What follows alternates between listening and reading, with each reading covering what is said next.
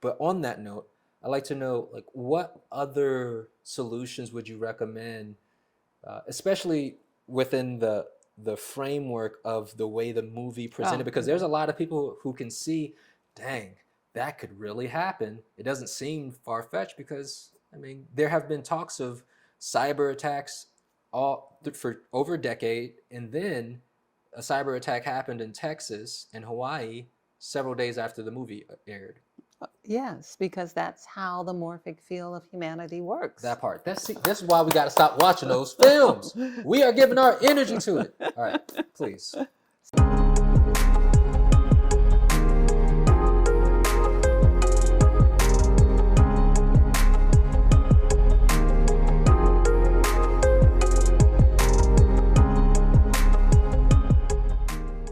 Welcome to Call for the Truth.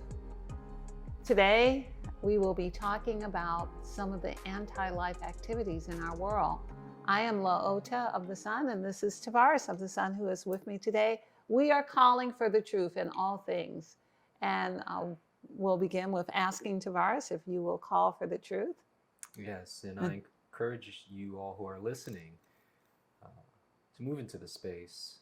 Shall we call for the frequency of truth to come forth? Shall we call to see the truth in all that we see? Shall we call to hear the truth in all that we hear? Shall we call to speak the truth in all that we say? Shall we have the courage to speak the truth? Shall we call forth the frequency of truth to come forward? And that we experience nothing less than truth within our experience. Thank you, Tarvars. I feel the truth settling in. It sure is. Yes. Basking in the truth.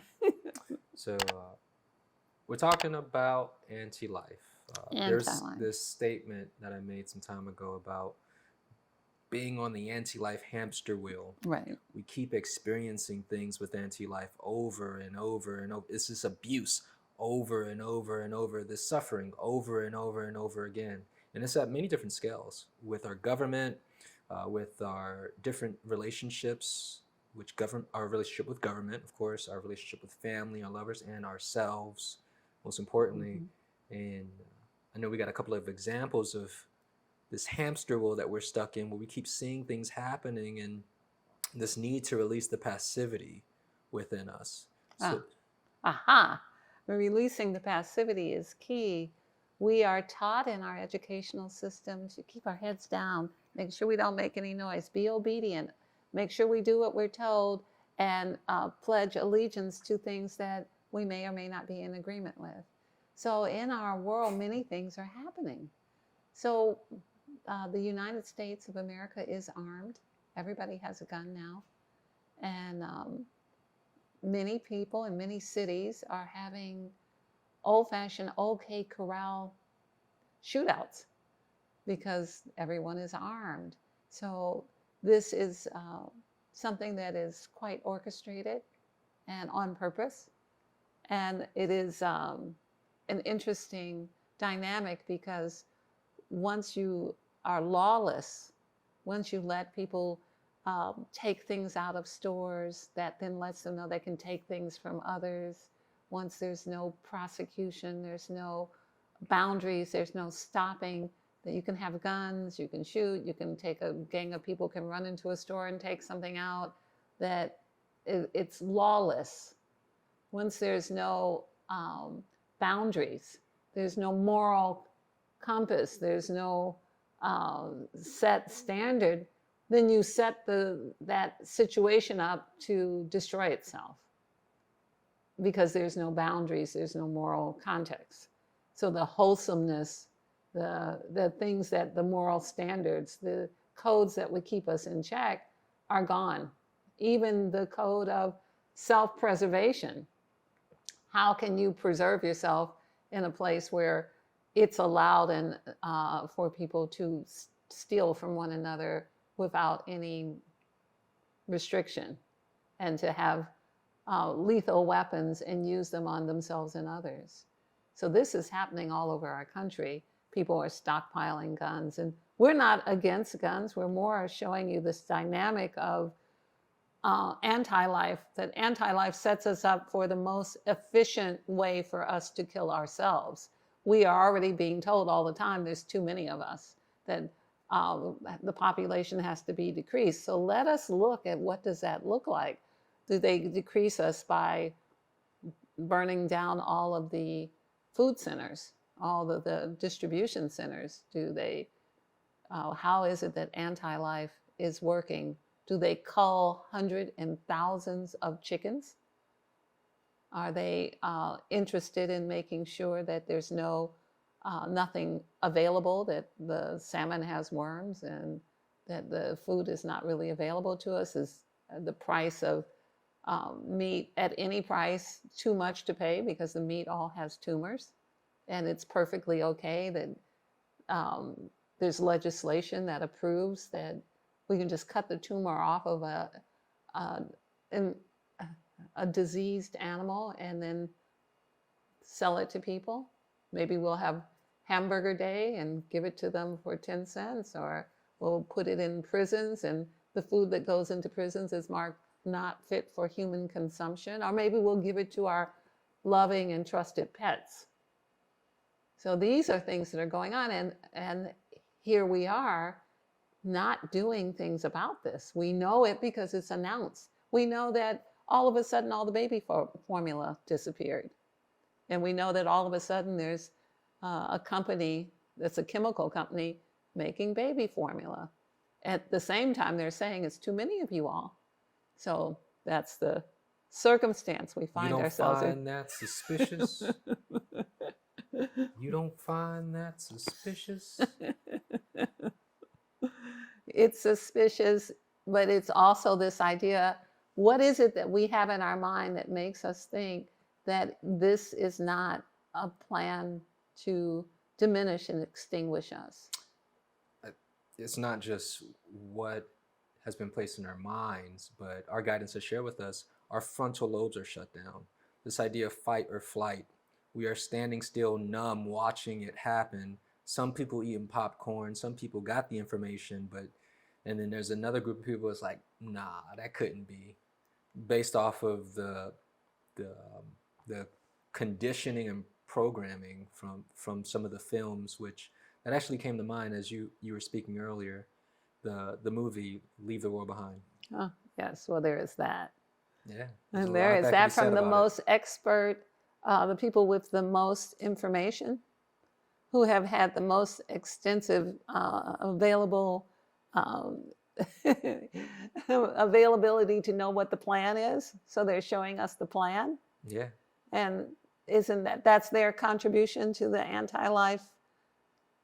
Like, we're gonna make the movie and show you how this is gonna roll out so that you can get on board with your fear and manifest the movie. So this will bring you into the clarity in the same way that we have done other scenarios with diseases and pandemics, so that you could get on board with seeing it over and over again and adopt this familiar way of doing it. So yes, this movie is a movie with no solution, no good ending, and that it's attempting to frighten people all the way to the end, as it also is telling a version of what is being pushed forward as our next reality. See, that part. And I shared this with you earlier, having the thoughts of, why do we keep watching movies like this? Why do we continue to give our time and our energy to even without looking at the concept of how our imagination is being used to pull this forth? Yes. Through our fears, as you say. Right. But just off of GP, like, why are we watching that? I think there's another question. I agree. I think there's another question. Why are you spending millions of dollars to make this at Christmas time, to gain the most momentum of the minds and the hearts of the population of America, to terrorize them into thinking there's no way out? Well, I have something on that. And when you say the time of the year, I think about wintertime is when we are our weakest. During the holidays, we eat, we get fat, and then I'm talking to you. And then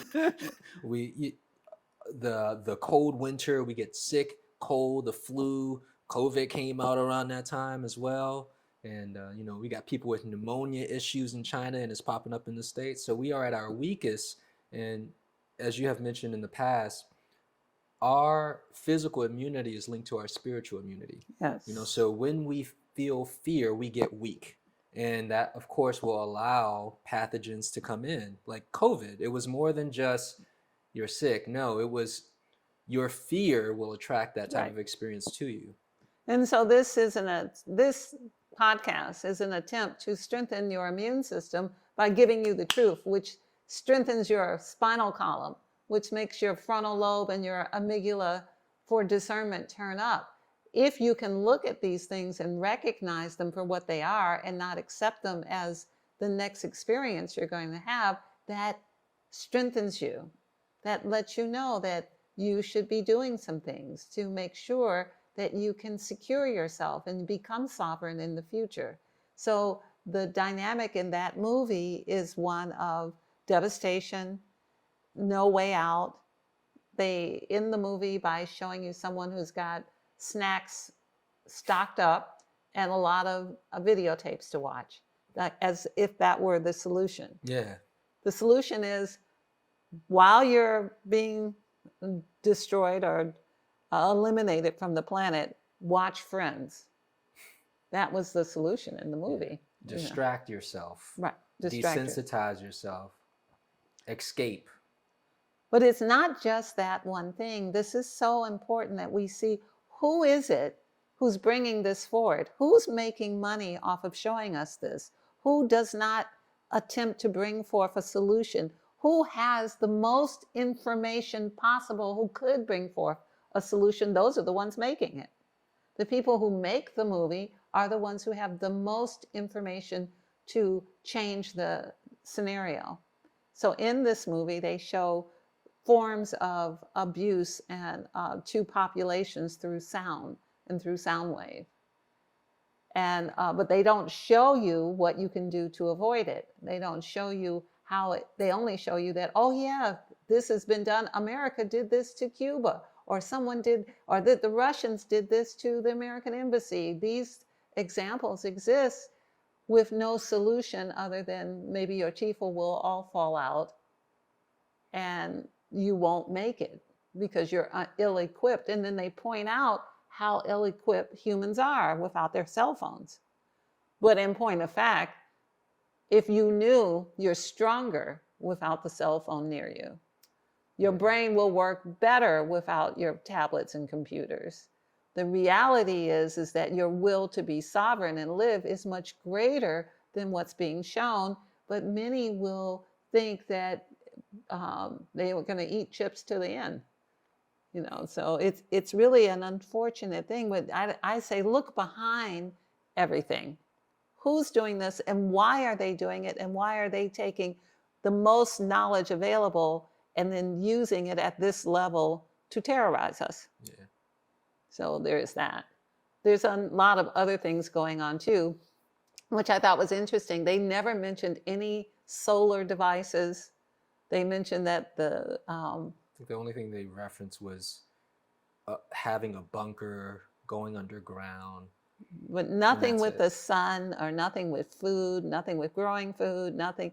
There was none of that was in the movie at all, which was interesting because we know that recently our own government is considering blocking out the sun, which would mean solar wouldn't work if government blocks out the sun, nor would we be able to grow food in that scenario. So this has been tried in Zurich and it was put down, and now it's here. It's still an idea that someone tried to do it on the New Mexico border. They were shut down by the Mexican government. The Swiss government shut down the project, and now it's in Congress. It's a bad idea traveling around the world looking for support. So this is another thing. Who is doing this? Why is it that the sun needs to be blocked out? And what does that mean? What would that mean in a situation where the power goes out? If the sun was blocked out, as they've been trying to do, and power went out, then what? We would be living in a time of darkness where it would be hard to cook our food and do a whole variety of things shortly after we burned up all the forests and used whatever our understandings are. So there's these things, we need to look behind them and not just look at them. Someone sent me an article that the government would like to have, I think it's 500,000 owls killed in Washington state because they say they are an invasive species. But we know that the ecosystems that are all interrelated. So the birds, the water, the trees, all work together in harmony. So if you take the bees or you take the owls or you take any particular portion out of it, then everything suffers because of it. And then other tangential ideas also can't flourish. And the next day, someone sent me an article from Australia where they're shooting horses from helicopters. And it's in the newspaper there that they want to kill 14,000 horses because they say that they're overpopulating. But, I'm sure people would like to have horses. They would probably pay money to come get them, fly them to other places, but they want to kill them. So what is going on here? What's behind wanting to kill the owls, having already killed all of the chickens and all the avian, all the birds that they can, and giving the birds, or saying the birds all have disease, and then the same with the cattle, and the same thing with the distribution centers. Are we looking behind that? What's going on behind that idea? Why is it that there's no baby formula except for something from a lab? How come there's no baby food? How come there's no baby formula? You have any thoughts on that? Yeah, this is all this continual loop cycle of being stuck on the anti-life hamster wheel, where one thing, it's just the same thing in different aspects of our reality, with food, with other life forms on our planet. And one of my questions I wanted to share with you, well, actually, let's go back to the movie a little bit, because you were saying how they weren't showing any solutions. Right. It was all a cliffhanger. It was worst case scenario. Dun, dun, dun. Right. And so that's how it ended. Right. For real. And there's this part where I began to question, all right, we need to be doing the complete opposite of everything that's in that film. Absolutely. So this idea of that movie, although there are certain truths as it relates to race relations, this is the time to unify. Because the reality is this, there's this story or parable about you have red ants and you got black ants, and the red ants and black ants can coexist together. But when somebody shakes the ant farm up, they start killing each other. And they mad at each other and not the person or the being who's shaking up the ant farm. Because they both think the other one's doing it. Exactly. But the reality is, and this is the situation that humanity's in. And this unification, I think there was something to that idea of friends. But, the way how they present it is just not in truth. But unity, oneness, recognizing we're all in the same scenario. But on that note, I'd like to know, what other solutions would you recommend, especially within the framework of the way the movie presented? Because there's a lot of people who can see, dang, that could really happen. It doesn't seem far-fetched because, there have been talks of cyber attacks for over a decade, and then a cyber attack happened in Texas and Hawaii several days after the movie aired. Yes, because that's how the morphic field of humanity works. That part. That's why we got to stop watching those films. We are giving our energy to it. All right, please. So I love the example of the ants. The unseen hand that's shaking the box. We're living with the unseen hand that's shaking the box. The unseen, and the black ants think that the red ants are doing it, and the red ants think the black ants are doing it. So they're killing each other, but the unseen hand is shaking the box. Yes. So we're in that situation where the unseen hand is shaking the box. The solution is not so far-fetched, but it's far from our third dimensional mind. Mm. We have to move into our fourth and fifth dimensional mind to get to the solution, but it's not complicated. It's not so much about, they showed racial tension. However, it's not so much about racial tension. It's more about this idea of whenever you see someone's trying to divide you, join together. You know, like, you with me? I'm with, okay, what'd you say? Now there's two of us. Yeah. You know, like join together in like-minded groups, whatever your like-mindedness is. Find people who like whatever you like. Join together in groups, you'll be stronger. And work towards your own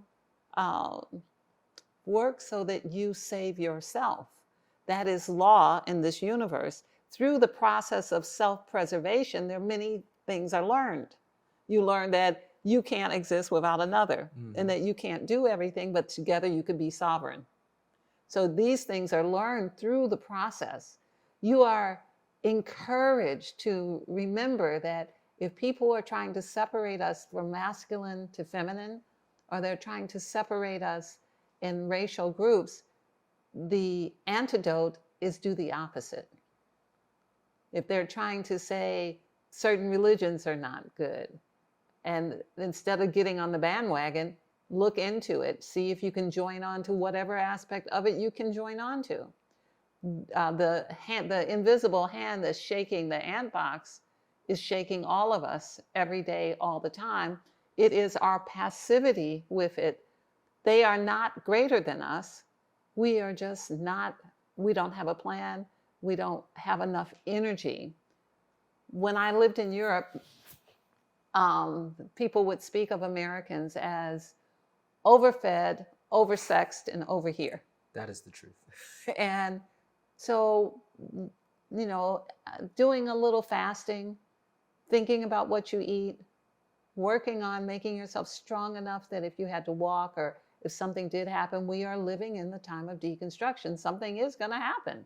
Are you ready for it? We can always go back to recent history and look at what happened in Katrina. Were people ready to be able to swim or fight for their lives, or did they expire because they weren't prepared? Did they have, if your house is flooded, do you have a go bag? Are you ready to go? What can you do? What is your secondary plan? Who is your person that you can get with so you're not alone? These are all very important things. The movie does inspire us to know that something is coming, and something is coming. But whether or not we are destroyed by it is something else. Yes.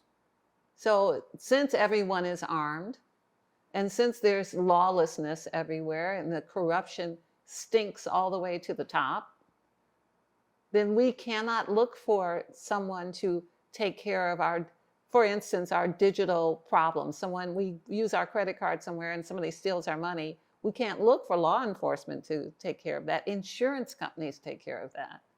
What kind of world is that, where we let crime, we let ourselves be aggressed and abused in situations and there's no solution? You go to the bank and the teller says, it happened to me too. Like, and everybody in here, it's happened to all of us. Don't worry though, the insurance company will cover it. You can file a report if you want to. Go right ahead. That's not really inspiring. No. And it's happened to all of us, and or happened to someone you know. We are living in a time of lawlessness where there is no concern for the idea and the sanctity of what belongs to you is yours. But mostly we don't have the necessary energy to say, shall you not have what I will not give you? You are encouraged to develop less passivity. Like, it's not okay if someone takes your money off your card and steals something from you. There should be some response. It's not okay if someone hurts a person. I was just speaking to a client yesterday. I said, it is not appropriate for anyone to hurt anyone and you know it and don't do something about it. There will be no abuse of animals or anyone in my presence without me getting into it.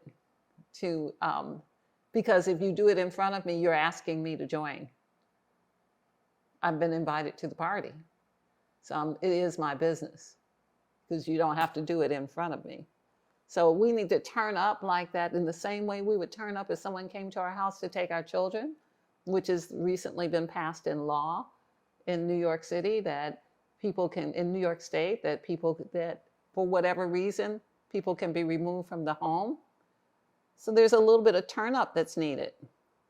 Like, really, you're going to just let somebody come in and remove somebody from your home with no reason? You know, so all of these things that are happening are all happening to us at the same time. There's a divergence from every place. It's happening from the food sector. It's happening from the theater sector. It's happening from the sections of medical. It's happening on the insurance side. It's happening in the banking side. At what point do we join together and decide not to be passive? Introductory energetic clearing.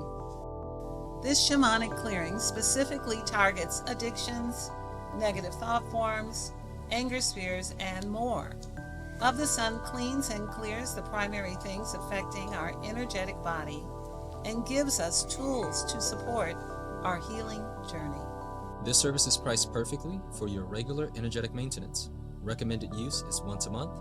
For more information and sign up, visit ofthesun.com. That's where I'm It's funny, at. it's making me think about what I see online, where there's more and more people who are getting hip to, okay, government's corrupt, this whole system needs to go down, and people are just kind of waiting. They're like, we spoke about this concept about sheeple, and no offense to anyone who falls in that category, but I see where this is a time where leaders must step up. Someone has to step out and be the first for the other people to follow.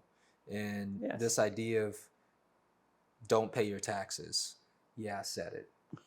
You know, pulling your money out, your 401k and whatever, you know, whatever way you can straight up disobey, instead of just being cattle that's cold, herded and cold, you know, lead by example. But then again, this will require someone to move out of the fear, you know, move out of the low levels of fear that, and you know, this fire that's needed to move above the passivity. Because again, like I said, there's people out there, but they're all looking like, who does it first? When does it start? When do we, you know, I don't know, but it feels like it's the time, but everybody's looking around.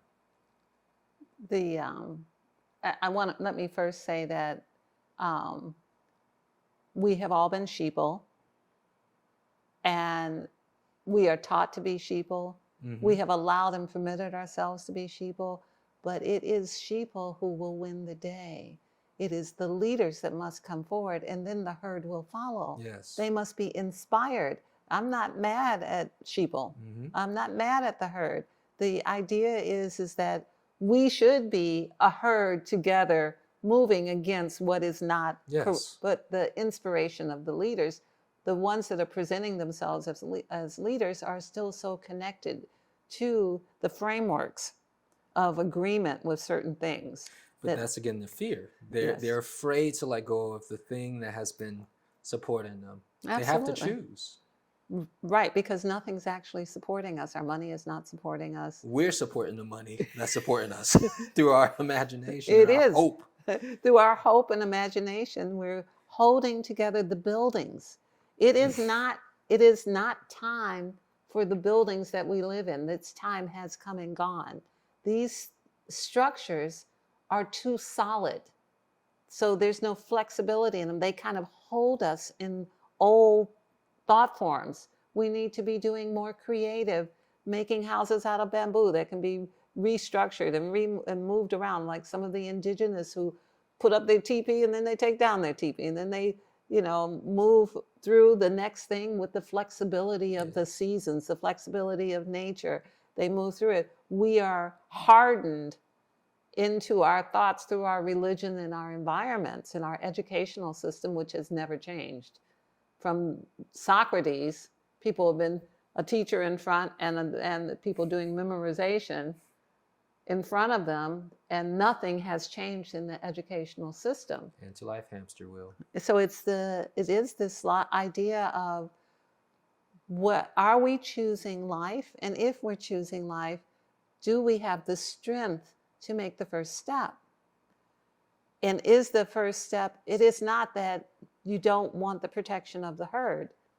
There's protection in the herd, but there's no protection in fear. Fear will not protect you. Not saying the truth does not keep the reality off of you. So I'd like to back up a little bit. So this idea of stepping out and leading, I can see where this happens at different levels. You know, you don't have to be someone who has a huge following, so to say, and influence on that scale. It happens in the smaller groups at the grassroots level. It happens within our family structures, in our communities. And it might not be necessarily that you pull back away from paying the taxes, even though you know that the tax dollars aren't going towards helping humanity or the U.S. citizens. But it may be something else where you can say, that's a lie. I'm going to no longer engage with that. And I think that, again, there's various things within our experience that we know we're living a lie, you know, and just choosing to pull away from that, I see where that counts. It does. You know, every little thing counts as we step away and we choose, and it puts this anti-life entity on a fast. It's no longer a food source, and it may inspire others. So I can see where it doesn't have to be something that's super grandiose. Even though we're going against a larger idea, it's all these small little aspects that each person does, and then the herd starts following, that makes a greater impact. It's what we do at Of the Sun. We clear properties. We have been clearing the low frequencies of sadness, depression, anger, and abuse. We've been clearing the frequencies of murder and rape.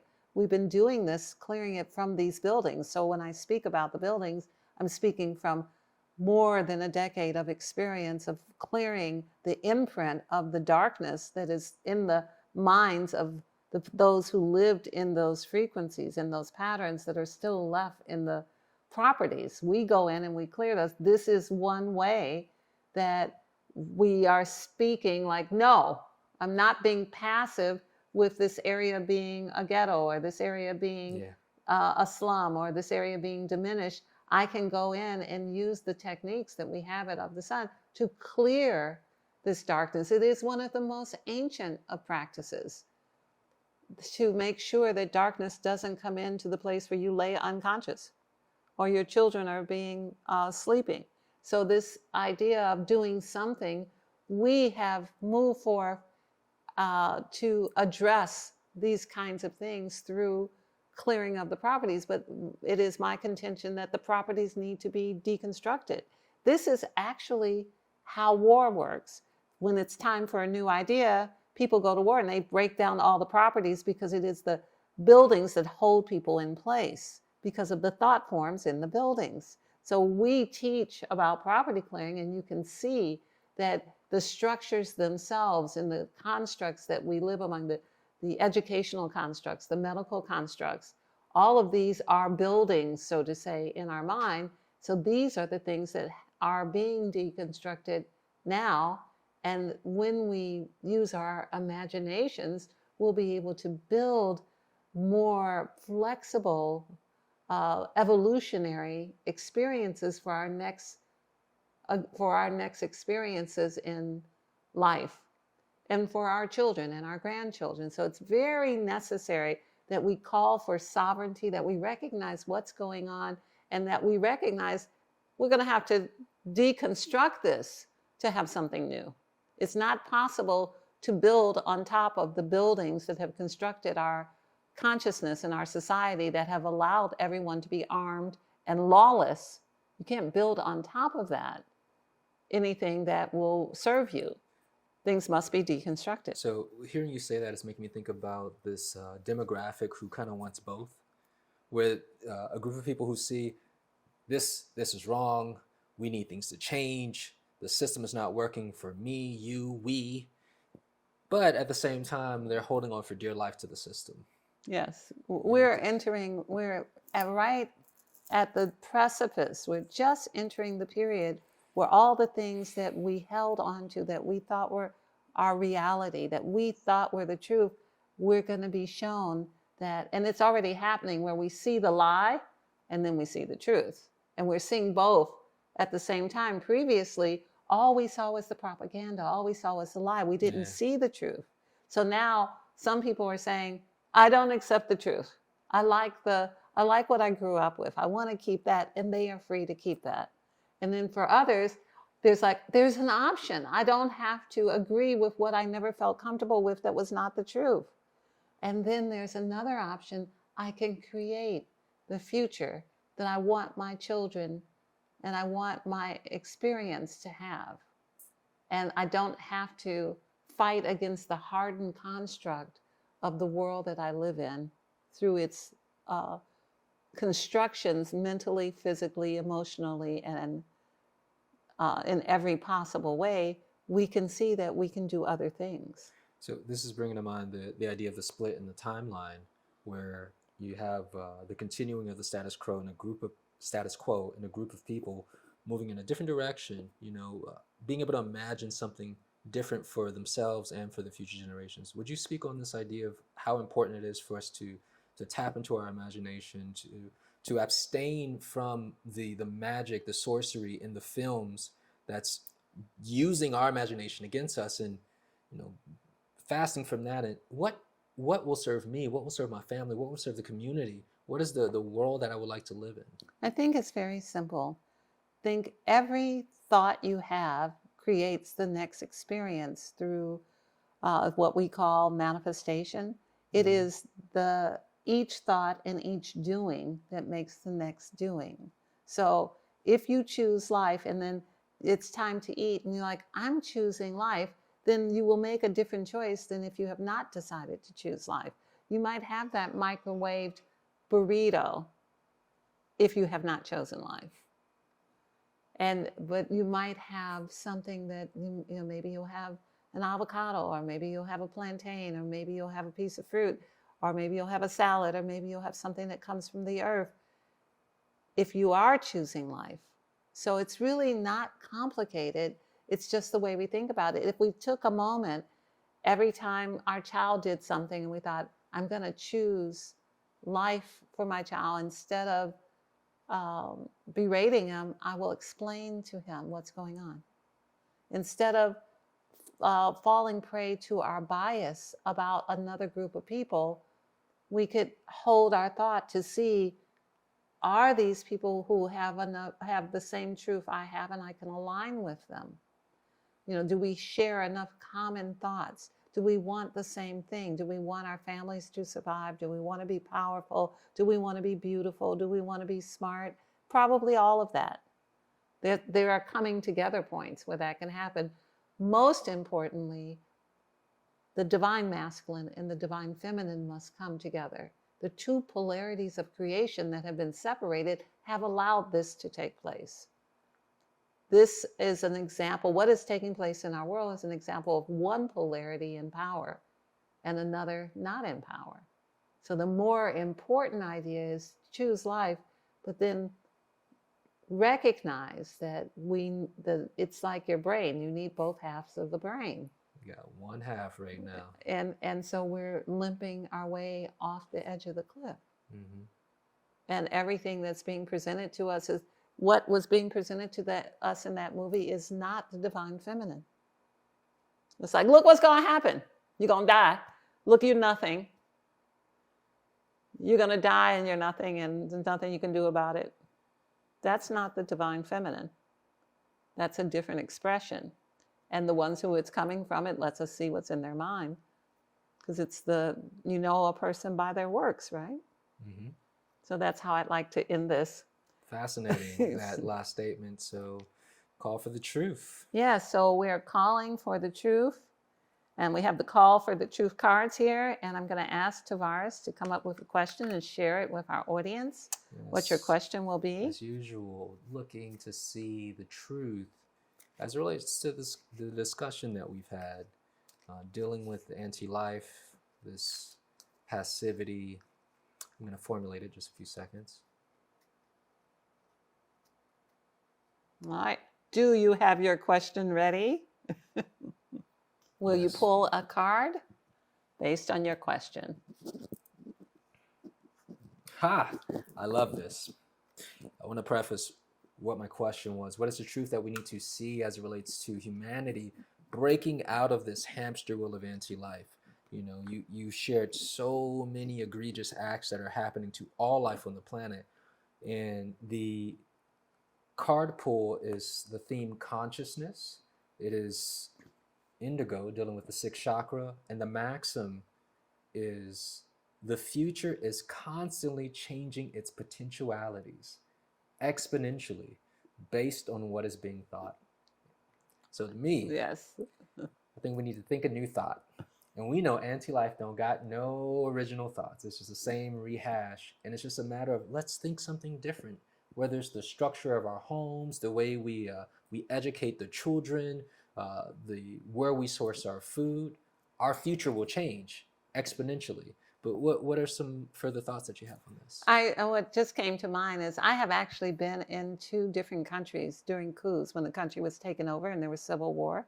I was actually in the 80s in Liberia and Monrovia when the country was overtaken, and then I was later in Lagos in Nigeria when that country was taken. And the movie did exactly what I experienced. The first thing that happens is that all of the people are isolated. They can't move. Telecommunications down. The telecommunication center goes down, and you cannot call for help from your allies. And then there's no way to communicate amongst the people who are there except the most rudimentary and old-fashioned ways. When I was in Liberia, they rang the church bells, and everybody came to the church. That's how, and then people would get up and who were in leadership positions, and then eventually the televisions would come on and would say what the new government who was taken over would, and it's exactly how it played out. This is not a new idea. Yeah. I have lived through it twice already. I already know how this plays out.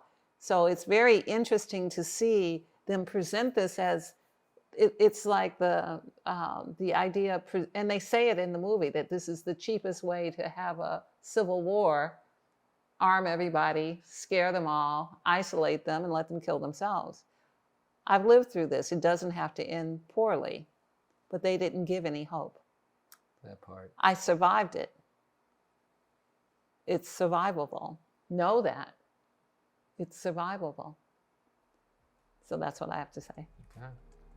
Well, we thank you again for tuning in. This is Call for the Truth podcast, and we leave you in Inlakesh and Veritas with honor, respect, and gratitude. Thank you. Inlakesh and Veritas, honor, respect, and gratitude.